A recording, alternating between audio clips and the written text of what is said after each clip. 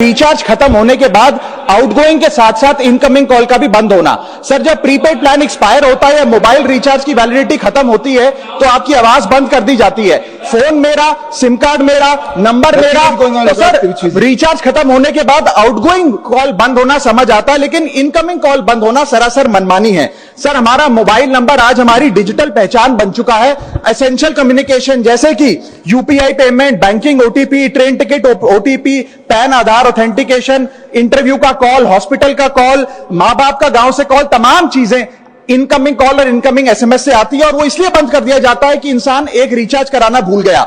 Sir incoming call बंद करना is not stopping of a service, ये हमारे राइट टू कम्युनिकेशन को स्टॉप करने जैसा है। सर जैसे आपका आधार कार्ड इसलिए एक्सपायर नहीं हो जाता कि आपने डिटेल अपडेट नहीं करी, या आपका बैंक का खाता इसलिए बंद नहीं हो जाता कि आपने मंथली डिपॉजिट जमा नहीं किया, या आपका वोटर आईडी इसलिए सस्पेंड नहीं हो जाता कि आप एक चुनाव में वोट डालना भूल गए। ठीक उसी तरह आपका मोबाइल नंबर इसलिए सस्पेंड और डीएक्टिवेट नहीं होना चाहिए कि आप एक रिचार्ज भूल गए। सर मैं सदन में फ्री आउटगोइंग की मांग नहीं कर रहा, फ्री डेटा की मांग नहीं कर रहा, लेकिन इनकमिंग कॉल फैसिलिटी की गारंटी होनी चाहिए। मेरी 3 स्पेसिफिक मांग है। पहली, प्रीपेड मोबाइल कनेक्शन में इनकमिंग कॉल और इनकमिंग एसएमएस कम से कम 1 साल तक कंटिन्यू रहे, चलता रहे from the date of the last recharge, ताकि एसेंशियल कम्युनिकेशन चलती रहे। दूसरी, deactivation of the mobile number after 3 years. ऐसा ना हो कि आपका मोबाइल नंबर किसी को आपका मोबाइल नंबर बंद करके किसी और को अलॉट कर दिया जाए। कम से कम 3 साल का ग्रेस पीरियड देना चाहिए from the date of the last recharge. And third demand, mobile operator should introduce a low cost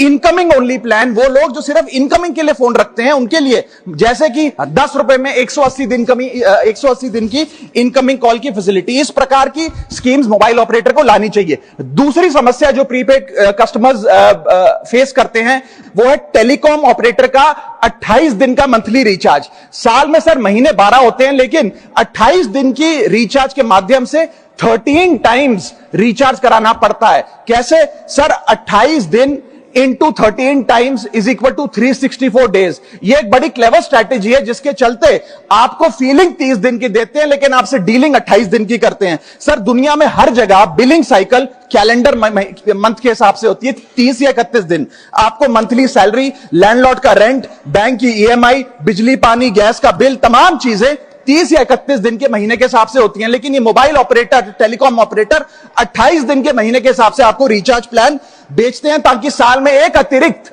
recharge आपको मिल जाए।